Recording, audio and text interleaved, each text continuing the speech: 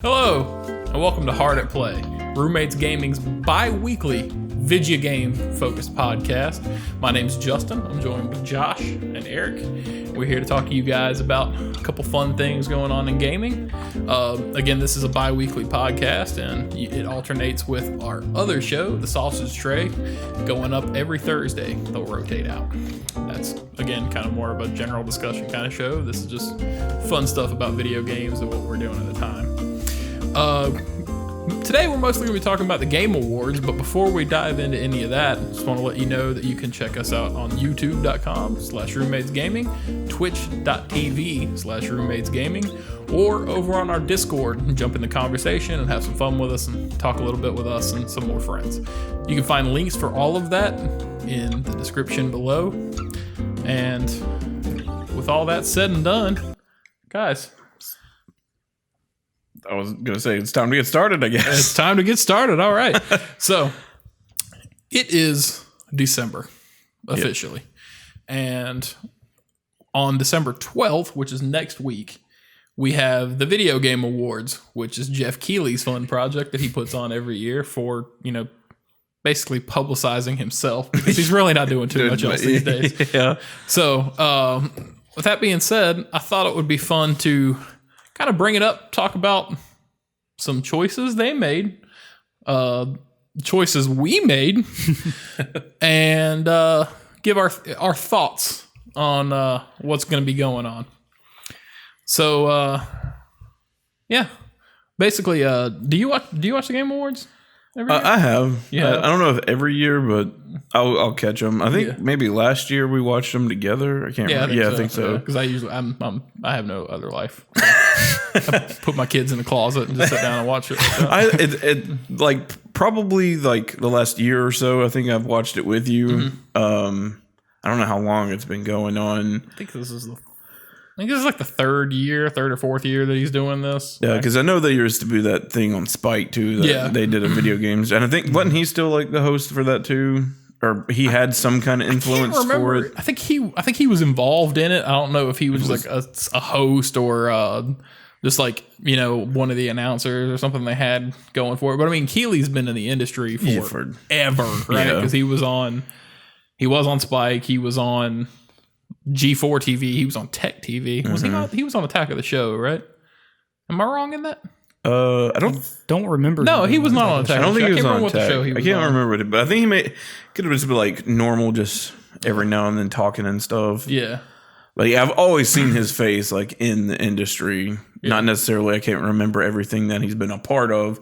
But I've just remembered. Yeah. Like anytime like there's a video game thing that he's there. Right. Like, who do you work for? And I mean, it's a cool concept, right? Like it's something that we had before, and you have with movies and television and everything else, where you give the crowd a say. Because I mean, if you go look at IGN or any other outlet, Eurogamer or whoever else, they elect their game of the year. They elect their this genre, this platform. So I think it is kind of cool to put it out there for fans voting. Yeah. So that's cool. Yeah, because when the tweet came out, I saw it from Jeff Keighley because of Kojima, because he always he retweets a lot of stuff. And then so I saw it from that, and I followed that, and then went to the little easy Google pop-up thing that when you went to it, I was able to vote super easy and quick, and I didn't have to leave Google. Yeah, like the integration they did with that is fantastic. To make it readily available information. Yeah. What about you, Eric? Any thoughts on the awards or nominees or anything? Well, generally I'm at work when anything like this happens, so I rarely ever actually pay attention to it. I was going to vote because we had a conversation about it actually. Like last week or something like that. And I was going to vote, but the website decided that I didn't need to be able to sign in any like sign in with Facebook didn't work, sign in with a Google account didn't work. So I just never voted. Are you on any blacklists on the internet or anything like that? I mean, yes, definitely, but Most likely, yes. Knowing I Google a lot of stuff for just no reason. Look at our playthrough history on something, specifically Monster Hunter, and see how far south that goes really quick. But yeah, since I didn't get to vote, I actually don't even remember what was like nominated or whatever.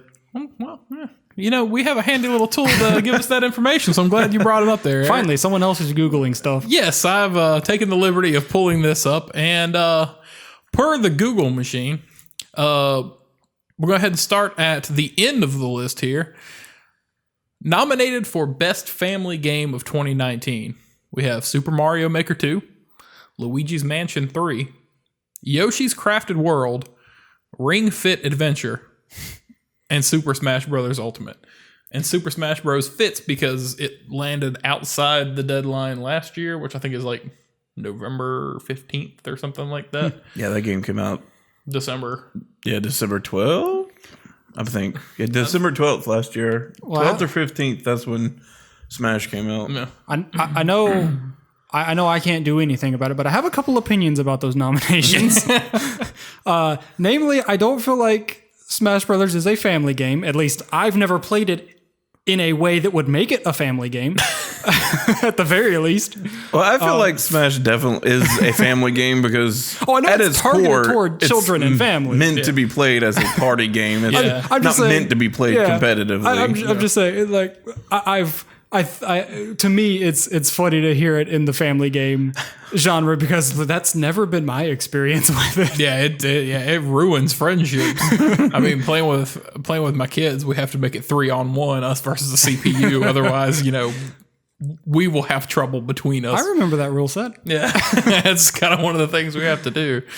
I do think it's funny that all the games nominated are from Nintendo. Yeah, they're all Nintendo. Well, I mean, They are they are the family platform. video game Yep. company.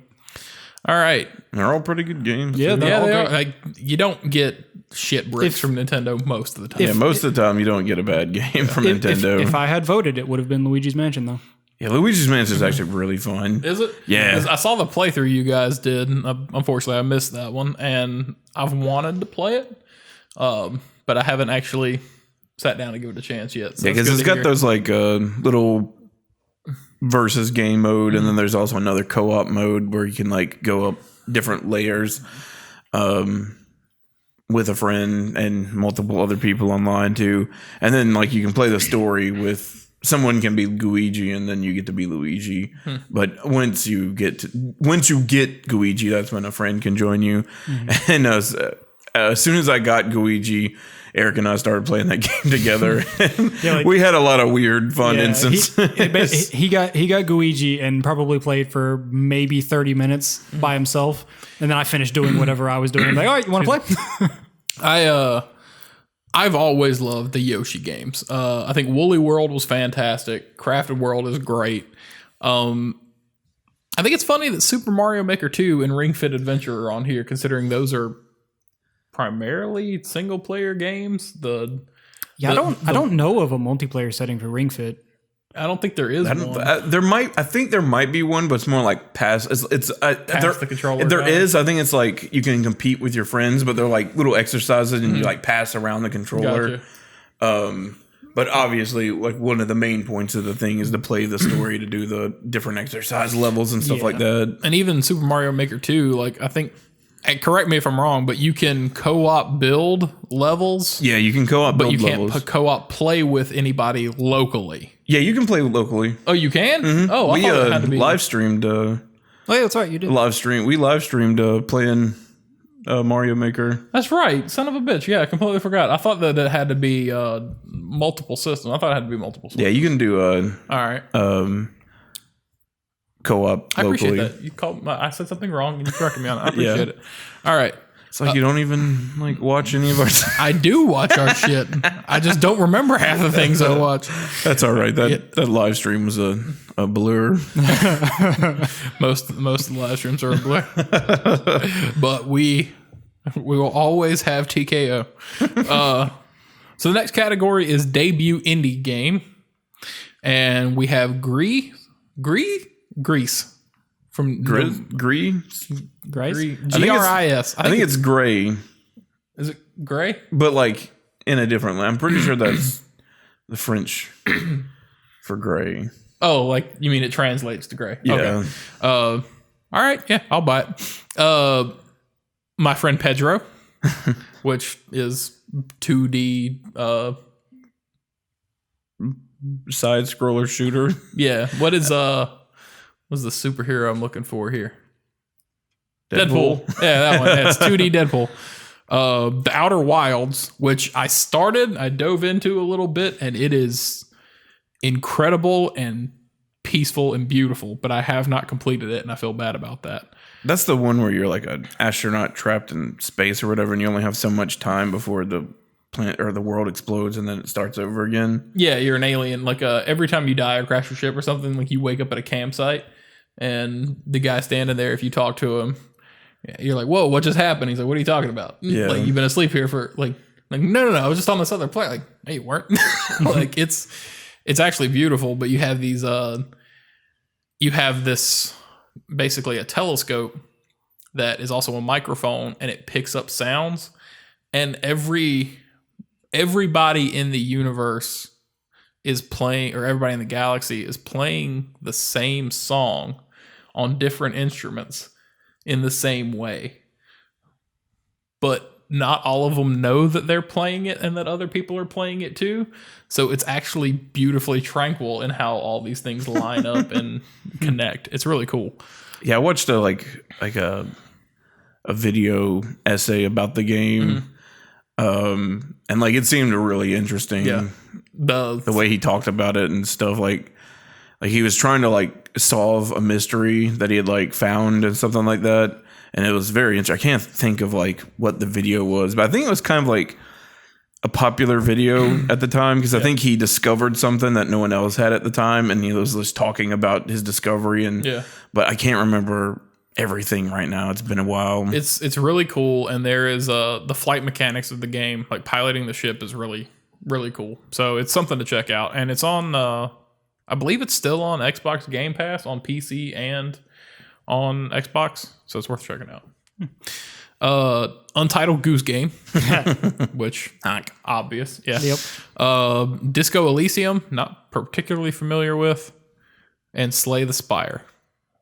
And those are the debut indie games. Yeah, some of the indie games that I've got very little exposure to any of those games. Yeah, I used to be really into indie games, and then like I think just oversaturation, just too many indie games kept coming out. Like, because I remember being pretty into them, like I guess at the beginning of this decade, like in the 10s. Like I remember 2010, like being into indie games until like maybe like 2012, and that's when just a lot of like indie games just started busting out. I'm like, I've got not enough money and not enough time to play all these little games. Like some of these look so interesting, but and it was a lot easier to find the diamond in the rough when you only had to choose from like 20 or 30 titles. Yeah. Yes. Yeah. And the thing is, these indie games are actually getting a lot of notoriety now, but at the same time being overshadowed by some of the bigger games, and then also just being there so many. Yeah. Because like a lot of times when like they showcase an indie showcase for like either in Direct or like an E3 for PlayStation or Xbox, I'm like, some of those look pretty neat, but when am I going to have the time to play them when, you know, Iceborne is coming out? I'm going to put 100 more hours into that game, and I'm not going to have time to play a small little indie game for like 8-10 hours. When you guys know, you both know, I am a huge fan of Oxenfree. I've played that game start to finish about 12 times now, and it's fantastic. I have been looking forward to their new game After Party for a long time, since I beat Oxenfree. I think the first time. I think Oxenfree is great. After Party should be great. It came out the week of Halloween, And I didn't pick it up because Death Stranding was coming out a couple days later. It's overshadowed by a AAA title. I'm like, man, I'm not going to have time to sit down and play through this like I'd like to. But it's something that happens. That's unfortunate. But they're not forgotten. You know, they're just on the back burner, and I'll come back to them. I hate to say it this way, but you know, I'll see it in a sale or something and grab it down the line.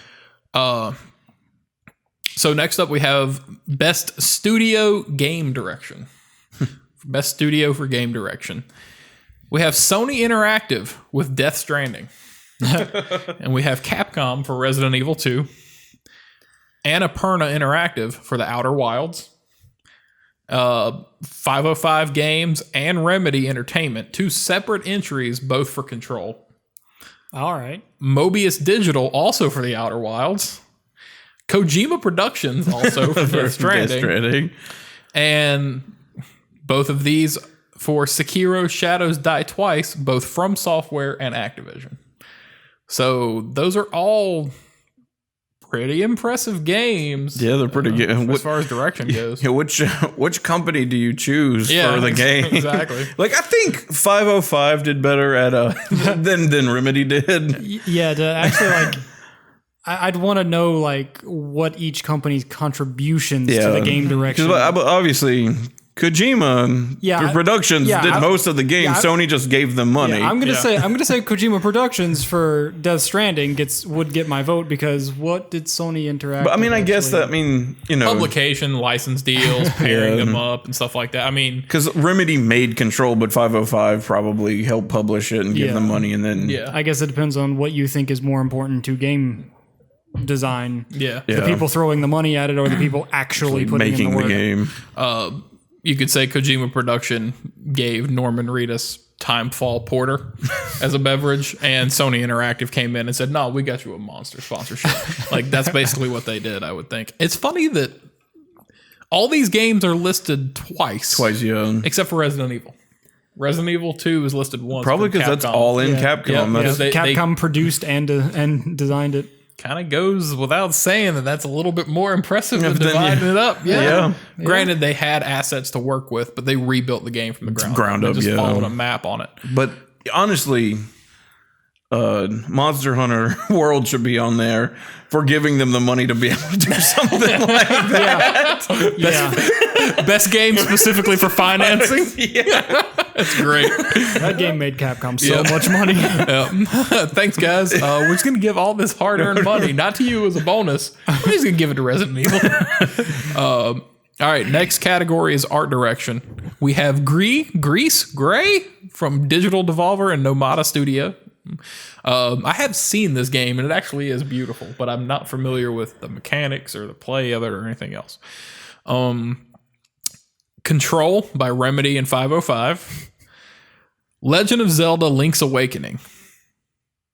Sayonara Wild Hearts, which is that interactive music album, if neither one of you are familiar with it. I've never heard of it. It is wild to look at, and I suggest you check it out. You don't have to play it, but just watch videos of it, because it's the whole thing. You're like riding a motorcycle and going down timelines. If you remember Amplitude and old games like that, it's like that, but in a retro color scheme with a white silhouette or black silhouette driver. I can't remember which one. And the whole thing is just an album. It's just a music album by this band, and every track is a song, and it's crazy, man. That's interesting. It's really cool. Also under art direction, you have Activision and From Software for Sekiro Shadows Die Twice, and Death Stranding for Sony Interactive Entertainment and Kojima Productions. Now, I'll say this. Death Stranding looks good. Yeah. It looks very, very good. This is a personal thing, and we'll get into, opinions and thoughts later. But personally, I like, when you think about art direction, things that kind of break the mold of intense realism. Yeah. I think Death Stranding does a good job of being hyper realistic, but reimagining something with a new look, or imagining something with an independent standout look. That's what art direction stands out. That's what I'm looking forward to, because I think when I voted for that one, I chose Zelda because for some I just love the way that they remade Yeah. that game. I just love the little plasticine little figures. I really like the way it looks. When they announced that and showed off the first video footage for it, and I haven't even picked it up yet, which I feel really bad about. But when they announced that and showed it off, dude, I actually wanted to just go buy Switches for every person in my family, like all the kids and everything, and then buy this game and be like, this is how you played Zelda when I was little. Like, this is what it was. I like it for its intent and execution, but I can't stand it. Really? I cannot stand to look at that game. I very much appreciate the intent and execution, but it is not my type of style. Because of Breath of the Wild kind of ruined it? No, just in general, I do not like that style. Oh, is it the navigation and the graph? No, it's the textures mostly. Oh, okay. He doesn't like the way it looks like toys. Yeah. The Play-Doh sculpted look on everything. Yeah, Gotcha. I'm not a big fan of that. I feel that. But I do appreciate the intent to make it look like what that game would have looked like if it was a 3D modern game. All right. I got you. The next category, and I will ask Joshua that you hold the salt because we will come back to this. Oh, it's the sound is design. audio design. I'm gonna have to hold the salt on that one too because I agree with him. Everybody hold your salt, and we'll get around to seasonings and condiments in a minute. For audio design, we have Control from Remedy and 505. Has anybody played that? Nope. No, but it looks really fun. Yeah, I really wanted to try it. I've heard great things about it. I've heard great things specifically about the sound in the game. So I appreciate that. Resident Evil 2. Call of Duty Modern Warfare. Activision Infinity Ward. Sekiro Shadows Die Twice from Activision and From. Death Stranding from Sony Interactive and Kojima Productions. And Gears 5 from Xbox Game Studios and the Coalition. So again, salt incoming, but we will get back to that. Best action adventure title. We have Control from Remedy and 505. The Legend of Zelda Link's Awakening from Nintendo and Grezzo. Resident Evil 2 from Capcom. Borderlands 3 from Gearbox and 2K Games. Sekiro Shadows Die Twice from Activision and From Software, and Death Stranding from Sony Interactive. And Death Stranding is like almost on every single freaking list. Yeah, that's the first thing that I have to discuss when we come around to open conversation. Best mobile game. Who cares? Who cares? But Sky Children of Light, Grindstone, Call of Duty Mobile, Sayonara Wild Hearts, and What the Golf. I've heard What the Golf is great. It looks really funny. None of those sound like waifu simulators, so I'm not voting. You bowing out? I'm bowed out. Games for Impact. I really, really like this category. What was the one? Hellblade, Senua's Sacrifice. When that game won for this, I'm like, that's a really dope-ass idea. Games for Impact, we have Grease, Gray. That one again. Concrete Genie. No bullying, folks. Life is Strange 2. No bullying, folks. Kind Words, Lo-Fi Chill Beats to Write to. That's legit a game title, guys. Yep. All right. And Sea of Solitude. I don't actually know.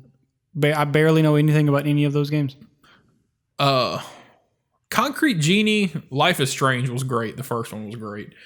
Concrete Genie and Sea of Solitude stand out to me, but I haven't played either one. Concrete Genie is the paint on the wall one from Sony Interactive where a kid paints the monsters and they come to life in bright colors or anything. Haven't seen it. Right over your head there. And then Sea of Solitude is from EA, but they were pushing it on Xbox. It's a game that deals with, I believe, a child that's going through depression and isolation and doesn't know how to reach out to people or anything like that. But it looks really cool. Also haven't seen it. Yeah, the engines and everything in it are really sweet. All the monsters are based on your character because they're fighting their own internal demons. So, messages. Next up, we have Best Fighting Game. Here we have Jump Force. Nope. Super Smash Bros. Ultimate. Samurai Showdown. Mortal Kombat 11. And Dead or Alive 6. I'm actually really interested to see Samurai Showdown on there because I don't care a lot about fighting games, but there's one person that I follow on like YouTube and whatnot, who's real big into fighting games. And generally, if I want an opinion about a fighting game, I look to see if he's got one first. And I haven't heard him talk about Sam Show very much. And I would really like to know his opinion on it. Because when it first got announced, I'm like, that looks like my kind of fighting game.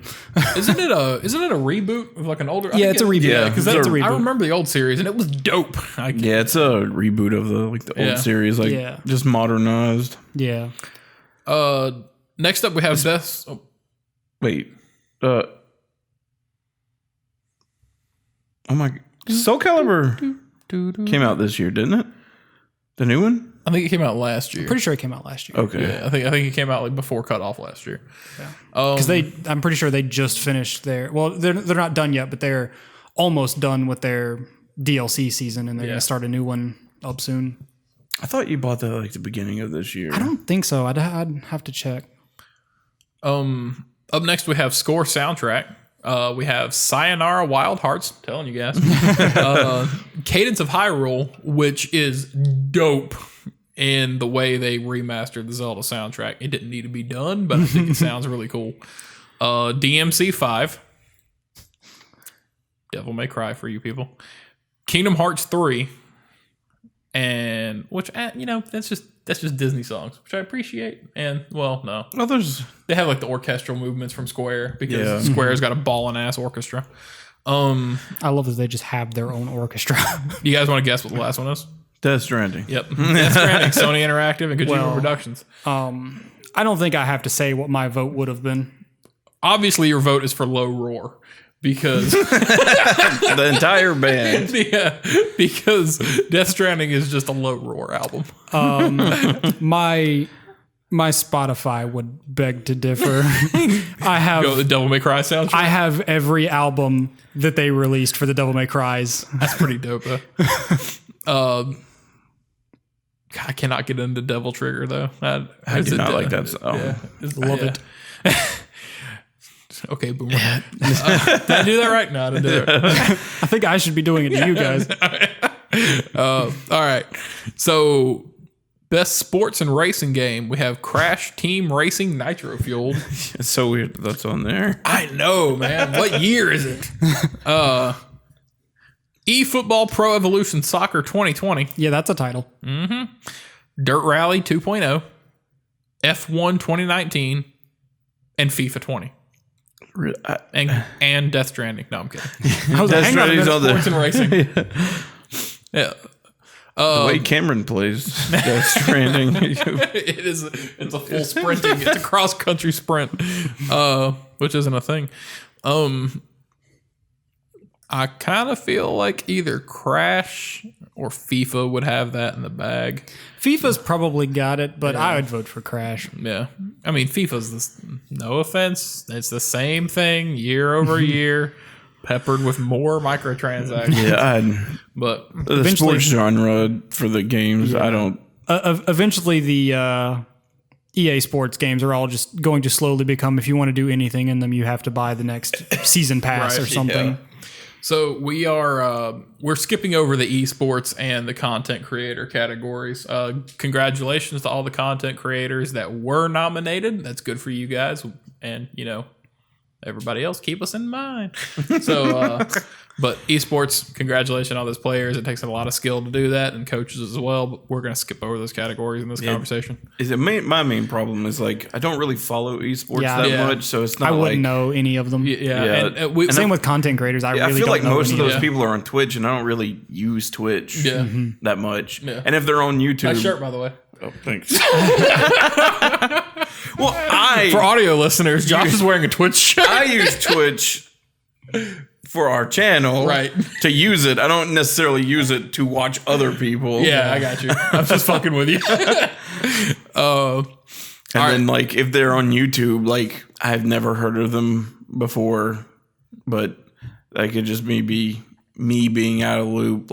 It's sometimes when you just hear someone who's this famous artist, we are the boomers now. yeah, we're the now listen to this. For the Thanksgiving parade, there were a bunch of artists that were like, this is multinational award-winning musician. I'm like, who the hell is that? I don't know you. Yeah, who the fuck is this? But I also don't listen to the radio. I've got Spotify. Dude, when I'd be hanging out and like the Teen Choice Awards or whatever would come on TV now, they're like talk about the entertainment, like with this person and this person. It feels like that Family Guy skit where they're just like naming off people and you don't know who the fuck they are. Yeah. Like that's exactly what it is. God, we are the boomers now. I'm so old. All right, so next up we have best performance in a game. So we have Laura Bailey for Gears 5, Matthew Peretta for Control, Norman Reedus for Death Stranding, Ashley Birch for The Outer Worlds, Courtney Hope for Control, and Mads Mikkelsen for Death Stranding. Yeah, Death Stranding's on here a lot. Yeah, I wonder why. We'll talk about that. Next up is Best Narrative. We have Control from Remedy and 505. Disco Elysium. Again, I'm not familiar with the game. I'll give you 3 guesses what the third one is, and the first 2 don't count. Death Stranding. There you go. Doesn't count. You have Outer Worlds by Obsidian and Private Division, which I think is good. I haven't finished it, so. And A Plague Tale: Innocence by Focus Home Interactive and Asobo Studio. Are either of you familiar with that? Nope. Okay. All right. Best ongoing game. Fortnite. Final Fantasy 14. Tom Clancy's Rainbow Six Siege. Apex Legends. And Destiny 2. Which one of those actually belong to be in this game? To be nominated for this? I'd have to go with Final Fantasy 14. Honestly, that's the only one that I feel like really deserves it, because that game used to be garbage, and then they put so much work to make it one of the most popular MMOs ever. You know, we all have our opinion of it, but Fortnite has continued and evolved, and it's not for me, right? But for the player base that does follow it, Epic's put in the effort. They've stolen from other people and made their product Kudos to better. Epic. Kudos to Epic for making such a powerhouse for that genre. Mm-hmm. Whatever that genre actually is, because it changes. But I mean, yeah, it's ongoing and going very well for them, so I'll go on that. It's again not for me. It's slowed down a little, but not by any means failing. Oh yeah, their viewership has plummeted, but at the same time, like, look how great it was doing. It's still doing very well. Mm-hmm. So, following pretty much the same trend, the best multiplayer game, which I just lost because my thumbs got happy here. Best multiplayer game, Tetris 99 from Nintendo of America and Arica, because that shit was wild and out of nowhere. It's a battle royale Tetris game. It gets intense. Have you actually gotten into play? Oh no, I'm terrible at Tetris. I would not last. As soon as the game starts, I'll just see like white streaks, like comments across my screen, and it's like, you're out. But I've seen like high level like gameplay on it, and when you're like the last like 10 or 20, it starts getting really intense. It's insane. I mean, I don't even know how long it takes to be the last 10 or 20, because that game is over so fast. For me. I can't even like at that point I can't even keep up with the pieces. Yeah, like I had 3 blocks fall and you guys have fucked up my game. Like, it's insane. So we have Tetris 99, Call of Duty Modern Warfare, Borderlands 3, Apex Legends, and Tom Clancy's The Division 2. It is funny that Smash Brothers is not on multiplayer. I can't believe Death Stranding's not on there multiplayer game. You know, for different reasons, I actually agree with that. Like, because it is a phenomenal multiplayer game, even though it's not an active multiplayer game. And finally, we have the Game of the Year category. And for this, we have Control, we have Resident Evil 2, Super Smash Bros. Ultimate, Sekiro, Shadows Die Twice, Death Stranding, and The Outer Worlds. You know, I really love the game, but Smash Brothers feels real awkward on that list. It does. It feels very feels awkward. Weird on that list. Not that, Smash Ultimate is great, and I love playing that game. It's just weird that it's on that list. On the game of the year list? Yeah. I'm not 100% sure I agree with that nomination. Yeah. So I don't, honestly, because it's a good game. It's a great game. I love Smash Ultimate too, and they have continued to add stuff to it, but it's a Smash game. You know, it's what we wanted. It's what I wanted out of a Smash game. Realistically, I think it plays really well. I think it's content packed and it's a lot of fun, but it's not what I would consider a contender for Game of the Year when you look at what all came out in 2019. So with that being said, what are your thoughts, guys? And we will start with Josh. What are your thoughts, Josh? Like for the most part, like I see all the categories. Like, yeah, I agree with some of their picks, like, except for Game of the Year. I really Smash Brothers, I feel like does need to be there, but at the same time, not. Like it's more like an honorable mention kind of thing. Not like, hey, it needs to be on this podium. And that's not knocking the game at all because I love Smash. Yeah. It's just weird that Borderlands 3 wasn't even in Game of the Year, which is kind of strange, but whatever. But the one category that annoys me the most is that Borderlands 3 isn't in sound design, and that game, the sound in that game is fucking amazing. The guns, Jesus Christ. They're the best sounding firearms in any game. Like, yeah, seriously. Like when I played that game, like JT and Eric, we played 3 together. And like one of the first things I noticed when we were playing together, I'm like, these guns sound so amazing. And you could pick up a brand new gun and like it slightly sounds different. And every manufacturer has their own sounds to their guns. Yeah. None of the manufacturers' guns sound like each other's guns. Are you talking specifically about the firing mechanic? Like all the actual like discharge of the audio? The actual audio of firing round sounds different for each of the manufacturers. Awesome. And like before I saw behind the scenes of how they created the sounds, and like they basically engineered a new way to build their sounds for their guns in that game. And before I saw that, I was already like, man, the sound engineering in this game is dope. I like the music. I like the music that just plays in the background. It's nice. It's always has been in Borderlands. It's just kind of like, unless it breaks and the boss music plays for the entire rest of the level. Yeah, I will say that has happened, but every game can kind of break every now and then. Yeah. Small little errors don't matter. But yeah, like, and then I saw the behind the scenes of how they made the guns sound. Like, it's ridiculous. Each gun part has a sound attached to it. So when you get a randomized gun that's got parts connected to it, each of those sounds are then played when you fire. Are there non-firing mechanic sounds, like as far as handling of the weapon, reloading and things like that? I mean, do you hear you can hear reloads and stuff like that. I mean, is that noticeably improved over previous titles or other games too? Yeah, it is. Okay, because I mean, you did say that each individual part of the gun has its own sound. So that's what I was thinking. All right, so if you move something on one weapon, or it'll change up the sound a little bit. It's crazy. That's cool. Like, so if like you have a different, like if you have because they name the guns pretty much the same. If like they kind of have a similar naming pattern.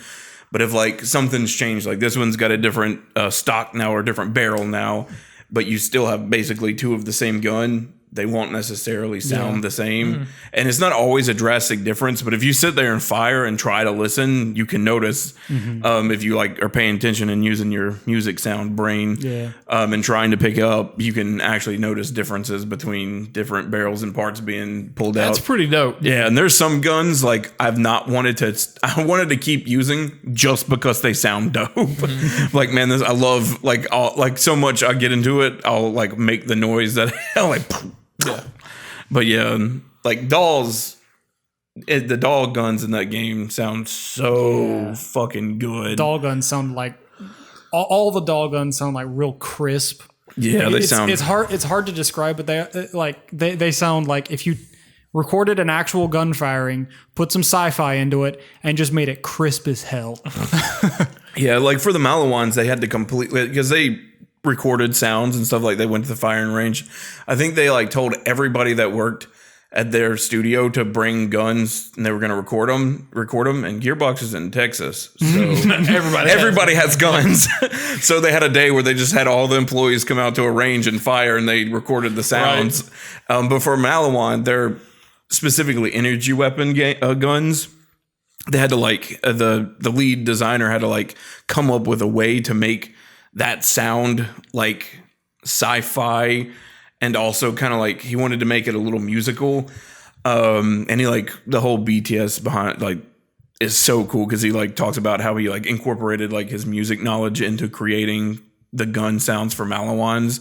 And I was just like, yes, I already love the gun sounds in this game, but after watching the behind the scenes and like learning more about how the sounds are created, I'm like, this is just 100% confirmed. These are the best gun sounds of any game that I've heard in like a long time. Yeah, that's pretty dope. I'm gonna have to check it out. Like, I know you're a next level audiophile compared to me, partially because I feel like I'm going deaf half the time anyway.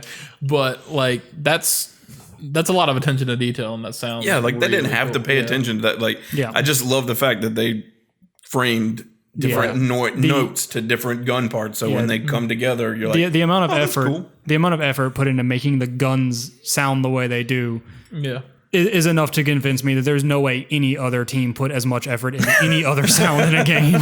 I would almost agree with that. Like, I believe Resi 2 was nominated. I can't remember. I think Resi 2. It's like, got great sound too because it's more of a eerie, creepy, like background kind of like sound. Yeah, and if you're working on a remaster of that caliber, you want to make it as clear and lifelike and scary as possible. So I mean, I know they did great work from Capcom on that, but I mean, realistically, because I'm famously not a Borderlands player.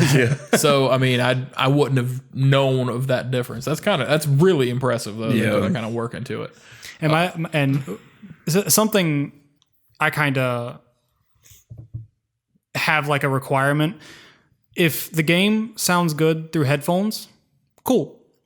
If it still sounds just as cool through my regular stereo TV speakers, it's a way better game than whatever, or at least as far as the sound is concerned. If it sounds dope through the TV, that's a way better game to me.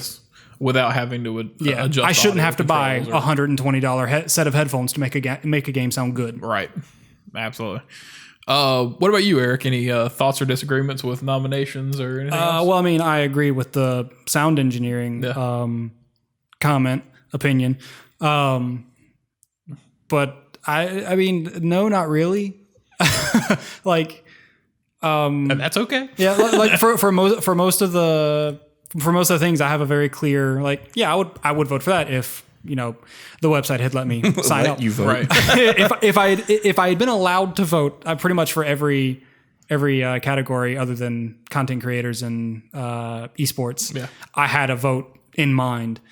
Sound engineering would have been weird because I'm not really sure where to go with that one without Borderlands there. But the only real thing I have other than that is it just seems weird to me that there's not a different game besides Smash Brothers in Game of the Year. I think for sound, because I did vote. Like I voted as like when the tweet about the nominees were out, I went like that day. I think I voted for either Resi or Death Stranding because I actually really like the sound design in Death Stranding.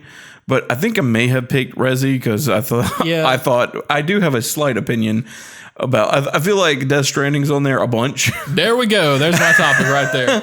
But not in a bad way. I really like the game, but at the same time, Jeff Keighley is. There we go. So I'm gonna go ahead and steal your spotlight. I was personally a little vexed, and this isn't my opinion, but it's not my decision, but this is my opinion. Mm-hmm. I was a little vexed when I found out that Death Stranding was nominated for Game of the Year, because it has been a mixed bag of reviews, and we talked about that on our previous episode. You go check that out if you haven't listened yet. It's a mixed bag of reviews. Me and you both really like it. Yeah, a lot. You can take one look at the UI and know that it's not an Eric game at all. But it's, I mean, as far as the standard, like, walking around HUD, yeah, that looks great. I love that HUD. It shows everything, all the information I could possibly want in a way that is quick and easy to translate. What about the loadout menus, Eric? I fucking hate the map, the loadout menu. I hate the way fast travel works, or not. I'm sorry, not fast travel. I hate the way waypoints work. Yes. I hate everything else about that UI. Yeah, it's a clusterfuck. Like the first time I watched somebody, I'm assuming I watched you play it first. The first time you opened the map, I cringed. I actually like the map system because I like the fact that you can like set up. I don't like the touchpad on the map. I hate that. Like moving, like tilting the map and all that. Oh, I hate that. I never really used that feature. So look at mountains and shit. Yeah, I just try to tell the. I've fallen into about 4 ravines before I started looking at every nook and cranny. Yeah, I try to just look at the topograph from how I would look at a topographical map and go, okay, being a former Boy Scout. But I really like that I can like basically set like I would if I was trying to write on a map and go, how do I get to this point? Oh, well, I'll start here. That way. Yeah. I just really like that I can. I really like that feature of setting waypoints. I just don't like the way it's executed. I would argue that the user interface, granted, it's part of an art decision. I will say that the user interface is part of an artistic decision. So for art direction, pull that shit out. Like that's just my personal opinion. Yeah, like the game looks great. It's hyper realistic, but I don't like the UI. I don't like it a lot of the decision choices. And the one positive thing I can say about the UI as just like a whole is the UI is very consistent throughout the game. Like it doesn't really like there isn't like one menu that's drastically different from another menu. It all feels like it's one coherent menu. Yeah, I mean that's kind of a Kojima characteristic though, like low contrast UIs and menus and HUDs and shit like that, like contained color palettes. Like he's done that with everything. Like there's one specific menu in Pokemon that just today I was complaining about. It's not like I was going on and on. I just mentioned, man, I wish this was a consistent thing. When you do max raid battles in Pokemon, if you choose to invite people, you can then change your Pokemon. If you choose to not invite people, you're dumped straight into the battle. You don't get a chance. If you forgot to change your Pokemon beforehand, you're stuck. And I'm just like, I wish I didn't have to actually remember, hey, if you're not going to invite people, change your Pokemon out before you hit that button. Right. Because a lot of times what I'll do is like, all right, start the battle. Damn it. Well, this Pokemon works, I guess. Yes, I don't have that much of a problem because I normally, if I'm starting the max raid, I already go ahead and switch my Pokemon. And to me, it makes sense. When you're playing with others, you're going to a lobby. I haven't done one yet. So. You're going into a lobby to play with people, but if you're playing by yourself, why would they need to make a lobby for you to play with people? So I don't want it to drop me into a lobby. I just wish either one was like the other. I wish it was consistent for both options. Either you hit invite people and you're stuck, or you hit don't invite people and you get to choose your Pokemon after that. Well, that's why I don't think they did that, because it goes straight into the battle, because just like when you invite people and everybody readies up or you ready up yourself, it's done. When you hit ready up, you're done, and that's basically the same as doing it on the main menu because there's no lobby for you to be dumped into. Like it makes sense to me. It's just I would prefer consistency over efficiency. Well, I feel like it is consistent because of what it's doing. When you're going into a lobby, so it is giving you a separate instance. So it would be weird to give you that same lobby instance in a thing that doesn't need to create a lobby. Because when you ready up, that is basically like in a lobby where you're waiting for people and you can choose your Pokemon. That's basically the menu you were just in, but now you're in a lobby to do that. But it doesn't matter anyway because Pokemon's not in the running for art director. So reeling that back in. Yeah, I don't like the fact that Death Stranding is in fucking everything. Number one, Norman Reedus should not be in this for best performance.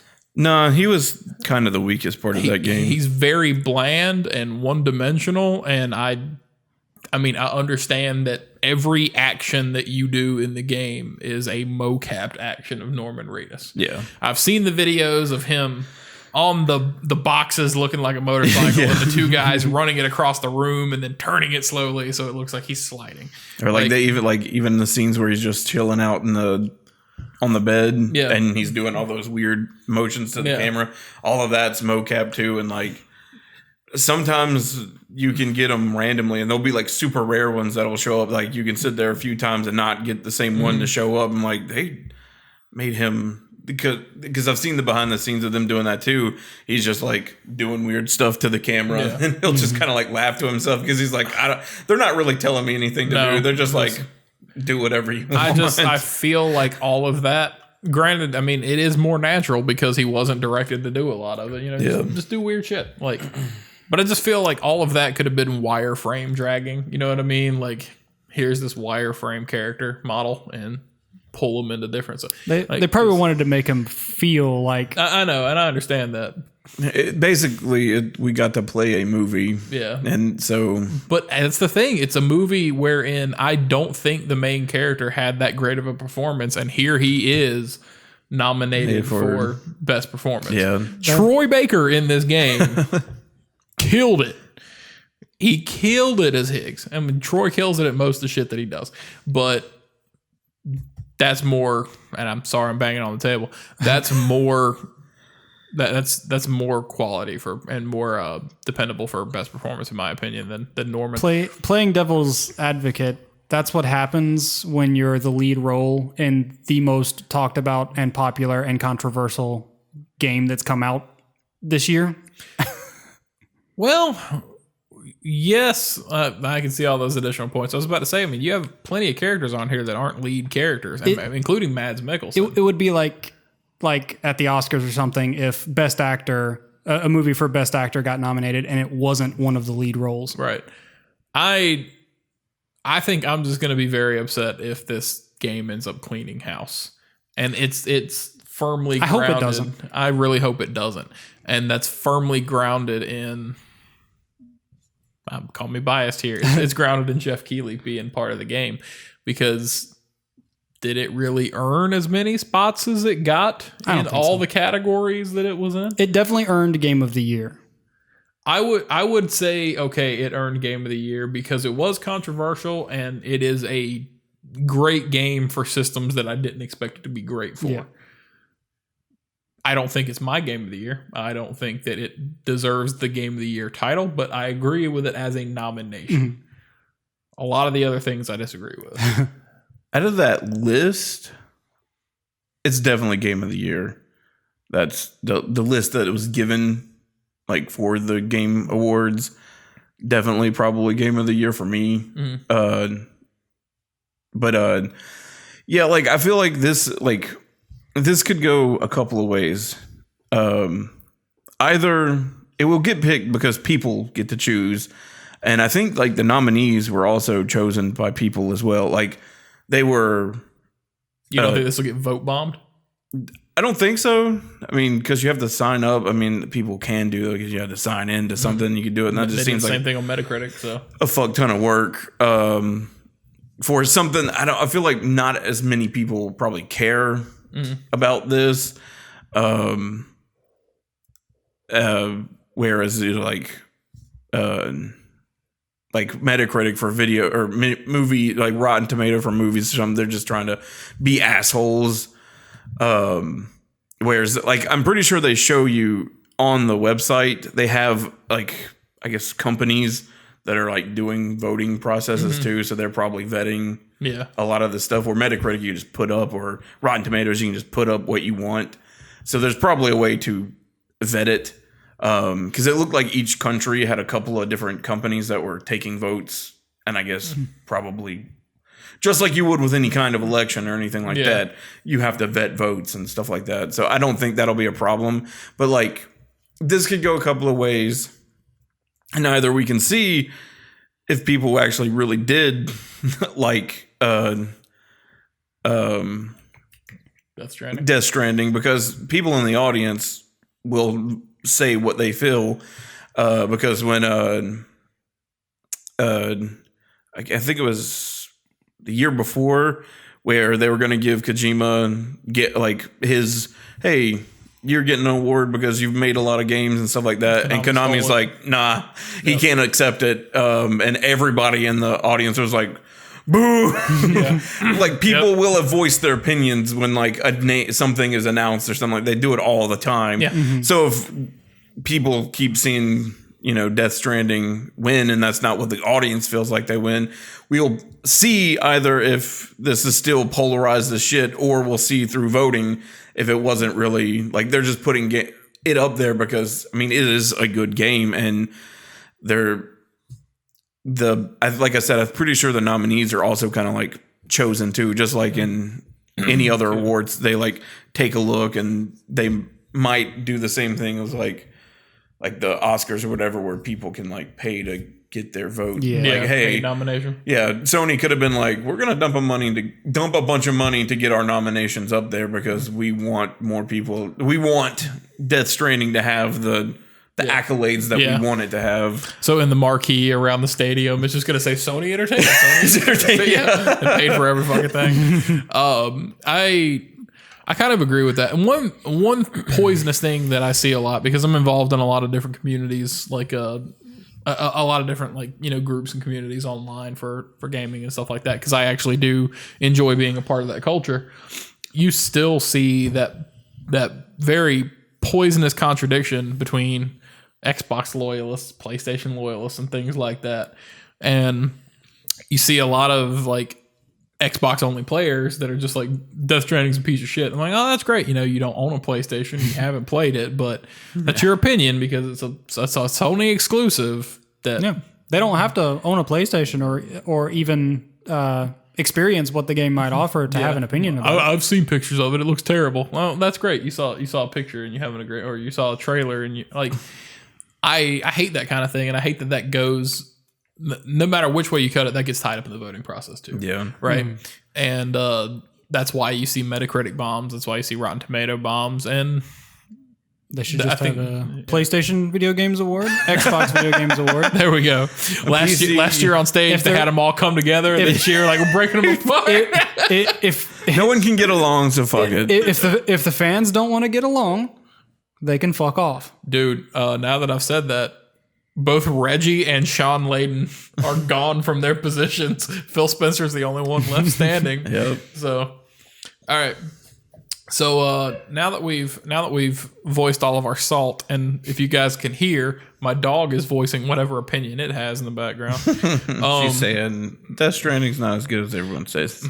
Penny, shut up, go to bed. She's seen enough. Yeah, she's heard enough of this. She's watched me play, too many hours of that game to begin with. Get over it. Play a new game, Dad. Exactly. It was robo dogs delivering packages and all that shit. All right, so I thought it would be fun, and I've roped you guys into this. We are going to basically give predictions for the Game Awards, right? And every year the Game Awards does something. Jeff Keighley has a few tricks up his sleeve because he wants to keep himself relevant. So there'll be announcements, there'll be live music. Of course, there are winners and losers and things like that. We've seen full bands come on stage. I just said last year we saw Reggie Fils-Aimé and Sean Layden and I forgot his name, Phil Spencer, come out together, basically to say that, we're all gamers and we all get along and stuff like that. Two of those people are not in their post anymore. So with that being said, I'll let Josh kick it off. And what we're going to do is we're going to give one prediction each. Just short little something. If you want to say why you think that, go for it. And then I'll go, then Eric, and then we'll go back to you. We'll go down the row 3 times. 3 times. 3 times. Make a circuit. All right. Ready? Sure, one. Go for it. My first prediction is that I think that Death Stranding will actually win Game of the Year, and the audience will not agree with it. Man, fucking shooting for the stars on that one. And Jeff Keighley is just going to be standing there like, I don't know what to tell you, Look at guys. the scoreboard on just this. like, thanks. Jeff Keighley starts stuffing the money back into his pockets. That's what would piss me off the most if he was paid to be in Death Stranding. Like if it was just like, hey, I'll do this, I'd be cool with it. But if he was paid to be in that game and this game just takes over the Game Awards, that's where it gets fucked up. Yeah, and I don't know if he was compensated. You also don't know if Edgar Wright was compensated. But, I mean, there's plenty of people in that game. Conan O'Brien. There's plenty of people in that game. And plenty of people that don't necessarily need to be paid for their appearance. But were they? That's the question. Yeah. All right. So, my first prediction. We'll get a Smash announcement. Some sort. Because they're in, 3 nominations. And it's been done before. Because wasn't Joker announced at the Game Awards? Am I right in that? Am I wrong in that? Maybe. I think maybe. Yeah, he got the invitation on stage and they flipped it over. When was Banjo announced? E3. Yeah, Banjo was announced at E3. Yeah. How many months ago was that? That was in June, so it was 5 months. And Terry just came out. That's right. Terry's when was he announced? September. September. Yeah. Yeah, in the Banjo.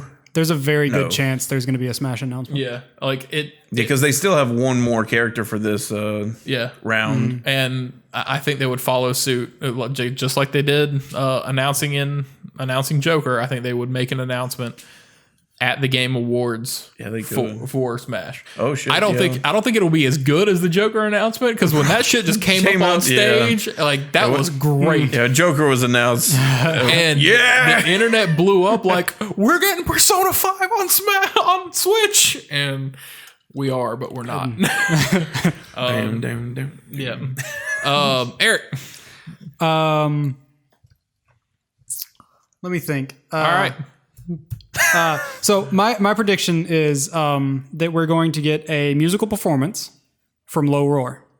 Shit, probably. God damn it! Yeah, I don't even know why I put that down. That's actually like, That's probably, they're there. I get Sony paid to fly them out. Yeah, most likely. So yeah. I don't know when, and I don't know for how long, but I 100% believe. Fuck you, Hideo. I'm not even mad at it. Like, I'm just. Yeah, it'll be a Low Roar, and the background's gonna be like. Yeah, I just vibe with that band now. From Death Stranding. Yeah, that's a good one. It'll be Norman Reedus sitting on a cliff holding BB and just overlooking the landscape, and the camera just pan while they're playing. Yeah, shit. Well, it'll probably just be Norman Reedus on stage holding BB, because this is something that's in the realm of possibility. I mean, if he wins, I'm sure he's either there or not. Who knows what Norman's up to? They'll either. Like, everybody that's there on behalf of Death Stranding will either have a BB strapped to their chest or one of... Is that yours? Yeah. Is your other prediction? Yeah. No, that's not a prediction. That's just a fact. Yeah. All right, Josh. Second prediction. You're going to hear Jeff Keighley slurping... Don't do this. Change it before it's too late. I know where your mind is going. No, I'm just messing. On a delicious beverage he got from an establishment across the street. That's a good Sprite. A hot cup of noodles. No, I think maybe they might. I don't know why, but a part of me, just because I'm super excited for the game, but maybe a little bit of titillating more information about Cyberpunk. That'd be good. Yeah.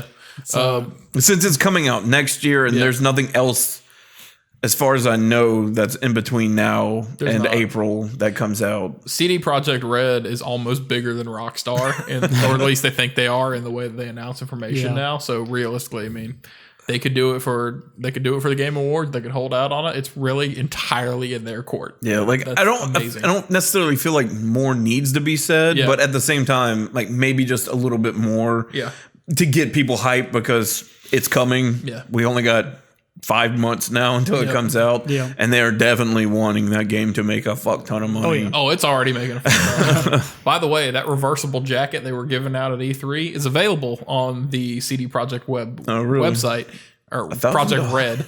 And this is not a plug. We are not endorsed or sponsored in any way, but that is a fancy ass bomber jacket that is reversible, black on the outside, yellow on the inside. It's pretty cool. And this boy wants it. So I think I'm going to get one. I might have to get one too. It's pretty fucking because I'm heavily considered. I don't know if they're all sold out or not, but I really, really want one of the collector's editions. I'm like, no, be smart. Don't do it. It's so cool though. My second prediction is that Herman Hulst, the new head of PlayStation Worldwide, will make an appearance to represent PlayStation. And this is entirely going on the fact that nobody's really seen or heard anything from him. Sean Layden left somewhat quietly with no explanation of why. And he's been the head of that company for a number of years now. And Shuhei Yoshida is being reassigned to a different role. And his role and Sean Layden's have been merged into one, which is just apparently titled Head of PlayStation Entertainment. And the new leader is Herman Hulst. If you guys aren't familiar, Herman Hulst is a founder and director from Guerrilla Games who made Killzone, if I'm not mistaken. I know they made Horizon Zero Dawn, and they are responsible for the Decima engine that they just handed to Kojima Productions, which made Death Stranding. So Herman's got some things up his sleeve as a businessman. He's very capable. And I think Sony might want to have that face-to-face with the audience and be like, hey, we know we had some silent rough stuff going on in the background, but this is where we're at, and this is kind of what we're thinking for the future. I don't know if they'd really make an announcement, but probably just some FaceTime with the crowd. To go on with your point, you want to double up here? You want to bet on it? No, not against you. I think they could do that, and a good thing for like Sony to say, "Hey, we have games coming out next year." Guerrilla is making that samurai game, Ghost of Tsushima. That's Sucker Punch. That's Sucker Punch. Okay, Sucker Punch. Yeah. Never mind. Yeah, because I was one of those people that were like, yeah, we want a new Infamous game. And they're like, the samurai shit looks dope, though. Never mind. I take my point back. But no, fuck that. I'm going to go with it, though. Herman Hulst showing off Ghost of Tsushima. Ghost of Tsushima. Awesome. I'd like to see more about that game. I would love to see more. Just the clip they showed was at E3 or PlayStation PSX a couple years ago. Specifically, I'd like to see more E3. I'd like to see more about level design and level progression and that kind of thing. So it's open world side story. Yeah, that doesn't say a lot. Yeah, but that whole like red leaves falling demo they did with like you doing the duel with the woman, that long ass mission they demoed, that was a side mission. Like that's just like a random side story in the game. Yeah, it was like a 30-minute demo. It's ridiculously cool how good it all looks. But yeah, I'd like to see more of it too. Eric, Ghost of Tsushima trailer. That'd be dope. That'd be real cool. It's funny you mentioned Cyberpunk because my next prediction was going to be to make waves. And the theme with my predictions, I should warn you, is that the likelihood of them goes down drastically on every single one of them. That's a good thing. Those are good predictions, though. So mine is to make waves and get people talking specifically about them. I think that CD Projekt Red is going to pay Keanu to make another appearance for like another teaser trailer or something like that. Just Keanu and maybe someone from CD Projekt Red walks out, says a couple sentences about Cyberpunk, and then plays a trailer. So I don't know if you've heard any of this, but I guess an interview with Keanu Reeves came out not too long ago where he said Cyberpunk might be one of the most fun things he's ever done in his career. Interesting. Oh, well. And CD Projekt Red actually said he was supposed to be in the game about a 15th of what he actually ended up being because he was having fun and wanted to stick around. So they just kept writing shit for him and kept him in it longer and longer. Yeah, I was going to say, because I feel like like the way that they talk about him, he's like an integral part of the game. Yeah. Like he's basically the ghost in your machine, trying to help you get to the climax of the whole story. So like I guess he was going to be like, not to be like Clippy or something like that, but just comes in at certain points to help you out. Yeah. But he ended up being more like Clippy. If you guys aren't familiar with Clippy, we're talking about Microsoft Word from back in the 90s where he's always there to help you out. I know how to write a letter, Clippy. It looks like you were trying to find this. I like how you made a reference to double backs on itself. I know. It's great. Looks like you were trying to write a suicide note. If you write it this way, it'll thanks, Clippy. This font might be better for that. This might be more appeasing to your family's eye. You type suicide notes in Comic Sans. It's what you do. Yeah, so nobody takes it seriously. You're dead right next to it. He's not dead. He's not. He's faking He's it. faking it. That's so fun. All right. So we're keeping this whole bit in, I guess, because, one shot. So I actually think that's entirely possible, and I back it.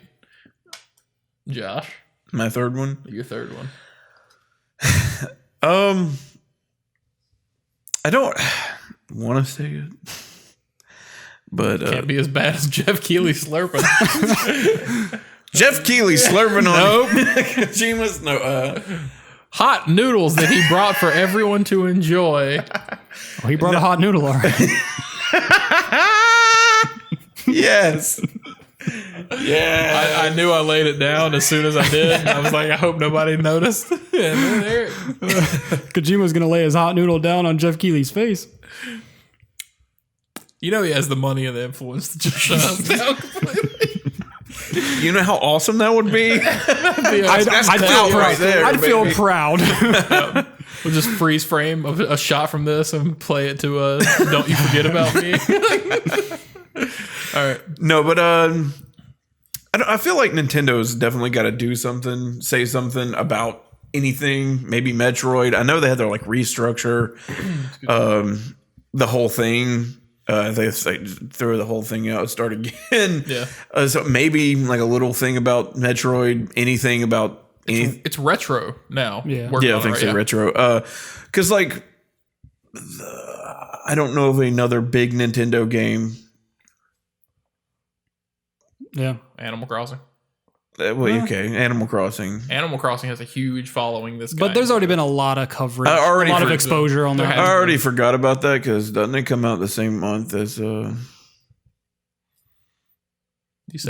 You saying it like that shit matters, bro. It's Cyberpunk. You saying it like that shit. I can't. Cyberpunk getting on Switch. I got to take a shit sometimes, and I got to leave the house sometimes. But I feel like maybe Nintendo might announce something or keep up the hype, like you said with the Smash announcement would probably be great, and then maybe something else later on in the show, hey, don't forget we're still making so you're saying Metroid specific? Maybe Metroid specific because besides Animal Crossing, I can't think of another game. I can't think of another. And Animal Crossing already has so much exposure. Yeah, I can't think of another game that they're coming out with because the last game was Luigi's Mansion, and that's in October. Yeah, and November, December, January, February, March. That's a long time to not really have a game and not really say anything. So we can combine predictions there and say that they'll do a Metroid teaser or just a little sit and talk, and then following that be and now something special from Smash, and do a Smash teaser. Yeah, something like that. But yeah, just something. Not that I'm wanting it, but I feel like I said, April, I guess, is the next big Nintendo game. Mm-hmm. So something's got to come. And obviously, Smash, the fifth Smash character announcement probably would be a good way to do it. But I guess people get crazy about those little tidbits about Smash characters. Mm-hmm. So that could hold them off until next year where they could do a direct or something. But I really feel like maybe specifically Metroid, since a lot of people are expecting that next year. Or just something, maybe even Animal Crossing, just like, hey, yeah, remember we got games coming out. Yeah, we still have things coming to you. So. That's the same reason why PlayStation might be like, hey, Ghost of Tsushima, don't forget about that. I think you mean ting ting ting ting. I mean, sure. Come on. But yeah, a little something from Nintendo. Don't look at me like I just put my hot noodle on the table. Always back to hot noodles. All right. So my third prediction was going to be something Half-Life related. Really? It initially was going to be something Half-Life related. But because then they made the VR. My senses were tingling. Exactly. And then Valve said, hey, we have a Half-Life announcement, and everybody just went to shit. And then they said, hey, it's, Half-Life, was it Alex? What is it called? I really can't remember. I can't remember either, but it's a VR experience for Vive or Oculus, one or the other. Whichever one. I saw that they were doing something with Half-Life and went, cool, I never cared about that series. Probably either Oculus 5. I loved Half-Life 2, but I still think it was overhyped. Like as weird as that is. I think my biggest problem is I wasn't aware of Half-Life as a series until Half-Life 2, and I didn't really care to try to get into it because I had already learned my lesson. We were also super young. Yeah, when that series was not even relevant, but at its peak. You know what I mean? Like, so we kind of missed the train on that. But I did play Half-Life 2 when it came out, and I didn't play the expansions that were there for Alex, but I did play Half-Life 2, and. So yeah, now that the VR game is out in the wild, that kind of blows up that prediction. Or they're gonna. I think it's to test the waters and make it. I think it's too soon. I think that's what this is for. I think Valve is necessarily testing the waters to see what people want, and then go from there and see. Much like we talked about before, where Shenmue 3 didn't correct any of its issues. Yeah. Like, I think that's what Valve is doing, is they're going to put out a game to see if what they made and what they have is dated, and if people have opinions on it. They'll take that as feedback and they'll generate that into either Half-Life 3 or some extension of what that series could be. However, since my prediction was robbed from me, my backup prediction. So this is your fourth prediction. This would technically be my 3.5 right here.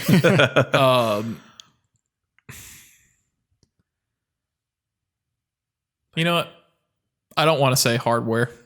I was going to say hardware, and I don't want to say hardware. I think that Microsoft overall has been very forthright about the fact that, when they came to the table last generation or current generation, they were underpowered. Yeah. And their delivery was not right. So I don't want to say it, but I'm going to. I believe that there is going to be hardware discussion from Xbox specifically at the Game Awards, but I don't think we're going to see anything. I think we'll get one of those really ugly cut overview trailers they like to do. Where the Scarlet is the. I was about to say, you mean like they did at E3 when they first officially announced it and did that whole freaking documentary thing for it? Where they have game developers and Microsoft employees just have a 4-second splash and thought that's obviously not scripted in any way by Microsoft, and just generic high contrast pan overs of computer equipment that's not actually in the console. I believe that's what we're going to get from Microsoft. Ugh. And bonus prediction, now that I brought up Shenmue 3, Yu Suzuki's going to come out and apologize for that piece of shit. So there's that. All right. Eric. So my last prediction is probably not going to happen. I mean, I wouldn't put money on this one. But I think there's going to be a 45-minute presentation from Devolver Digital. Just a whole Devolver Digital prison. Yeah. That same woman. Oh, yeah. You got to have she her. She actually comes out on stage this time instead of being just like a... I think it just like it blinks in like interference for the video feed and then takes over completely. All the lights in the venue go off, and she gets out on stage. Lights come back on, and then that's when it starts. Jeff Keighley's laying there in a pool of blood. Yep. She's holding like a bloody knife. Yep. God, it's not gonna happen, but I want it so bad. Now. Same. This isn't gonna happen, but I want it. Every year I watch E3 with you guys and the kids, and I put the kids to bed, and I'm like, all right, it's time for Devolver. You guys can't watch this, but I can't miss it because it's so weird. Fucking weird, man. It's so out of there. I can't honestly say I've ever played a single one of their games, but they're my favorite developer. So funny. And the fact that they made a bootleg pack of their own games and shipped it. Yep. That's what Don't think I've ever played a single game from them, but they're my favorite developer. They're fantastic in so many ways, and their games are usually great too. Like Enter the Gungeon is fantastic. Hotline. Hotline is great. I haven't played Ape Out, but I want to. They did Pedro too, didn't they? I think so, yeah. I think they were a partner. Maybe, yeah. Like published it or something. Yeah, they were not the publisher. It's right up their alley, though. Yeah, it is. And they're fantastic and fucking weird and great in the best ways. Yeah, I love how weird they are. Even their more serious games are just damn good. But, I mean, you don't see a lot of those, but they are really good.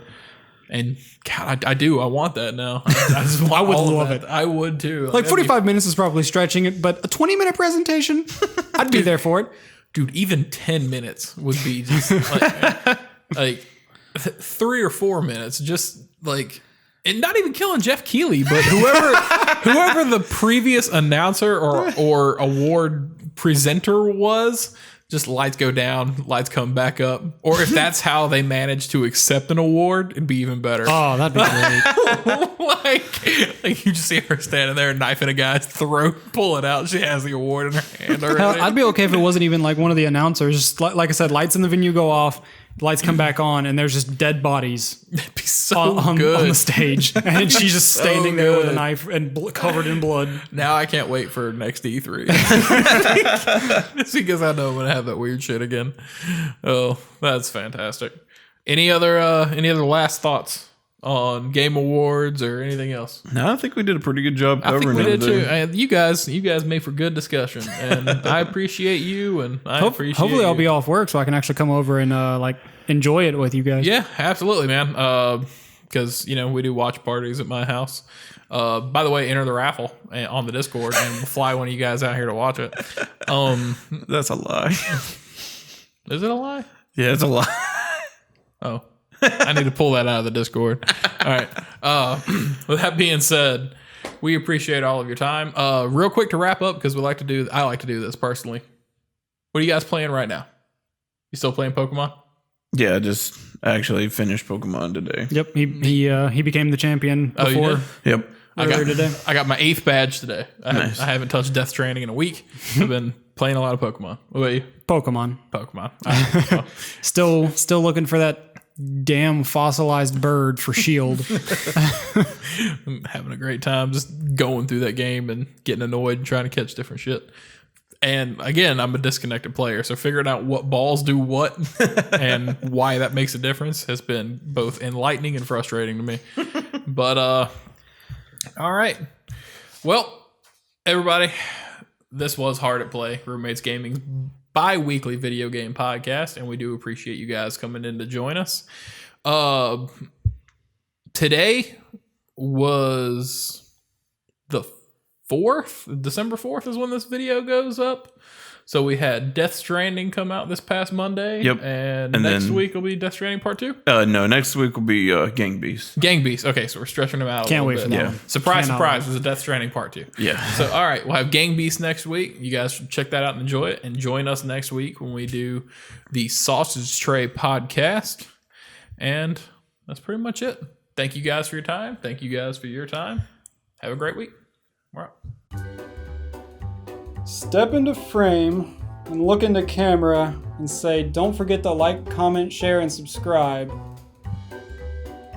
Also check out these videos. And don't be an asshole.